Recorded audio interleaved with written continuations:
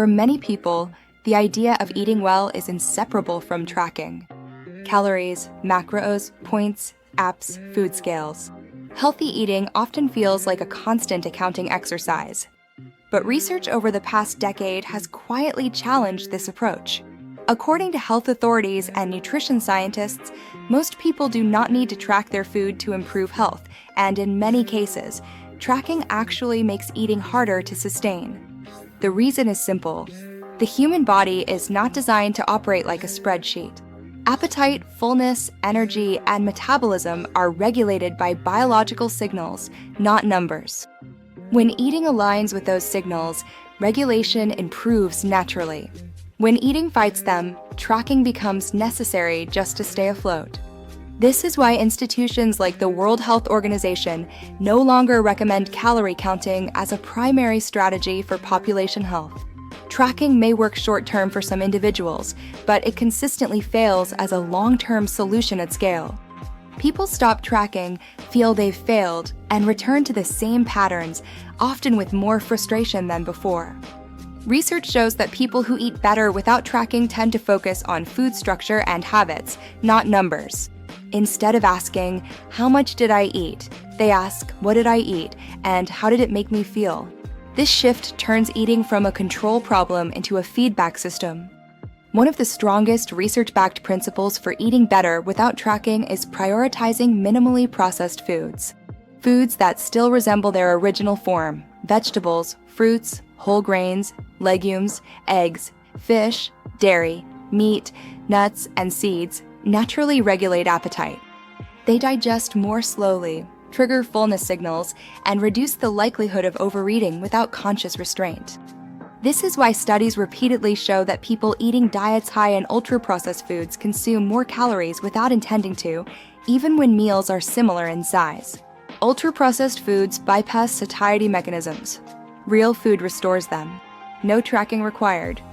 Another key research-supported factor is regular eating. Skipping meals, delaying food, or trying to save calories often leads to stronger hunger later and poorer food choices. When meals are predictable, hunger hormones stabilize and decision-making improves. People eat more calmly and less reactively. This does not mean eating on a strict schedule. It means avoiding extreme hunger most days. When the body trusts that food is coming, it stops shouting for it. This alone reduces the need to monitor intake. Protein and fiber play a central role here. Harvard Medical School researchers consistently highlight that meals containing adequate protein and fiber are far more satisfying than meals built mainly from refined carbohydrates or ultra-processed foods. Protein and fiber slow digestion, stabilize blood sugar, and support fullness signals. When meals are satisfying, eating naturally regulates itself. People stop snacking constantly. Portions adjust without effort. Hunger becomes clearer instead of urgent. This is not willpower, it's physiology doing its job. Another reason tracking is unnecessary for most people is that portion control emerges naturally when food quality improves. When meals are built from real foods, overeating becomes physically harder. Volume increases, chewing slows, and fullness arrives earlier. The body recognizes when it has had enough. Research also shows that rigid tracking increases stress around food. Stress itself disrupts appetite regulation and increases cravings. When eating becomes less mentally demanding, outcomes often improve, even if the food itself doesn't change dramatically at first. This is why experts increasingly recommend default habits instead of monitoring. When healthier options are easier, repeated, and familiar, people don't need to decide constantly. Repetition is not boring, it's efficient. Many traditional eating patterns around the world rely on a small number of repeated meals, not endless variety. Eating better without tracking also means letting go of perfection. Research consistently shows that all-or-nothing thinking undermines long-term success. One imperfect meal does not undo a healthy pattern. When people stop treating eating as a test they can fail, consistency improves. Health authorities also emphasize that sleep and stress matter. Poor sleep increases hunger hormones and cravings. High stress drives comfort-seeking eating. No amount of tracking can compensate for chronic exhaustion. Improving routines around sleep and stress often improves eating automatically. This explains why many people feel relief when they stop tracking and start focusing on structure instead.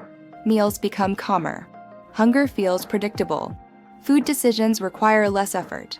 Health improves quietly in the background. Tracking can still be useful in specific clinical or short-term contexts, but it is not required for most people to eat better. In fact, for many, removing tracking is what allows better habits to form. Eating well without tracking is not about ignoring intake. It's about changing what governs intake. When meals are regular, satisfying, and built from real food, the body regulates itself far more effectively than any app ever could. The science behind this approach is not new, but it is finally being prioritized. Nutrition guidance has shifted away from micromanagement and towards sustainability because health outcomes depend on what people can maintain, not what they can measure for a few weeks.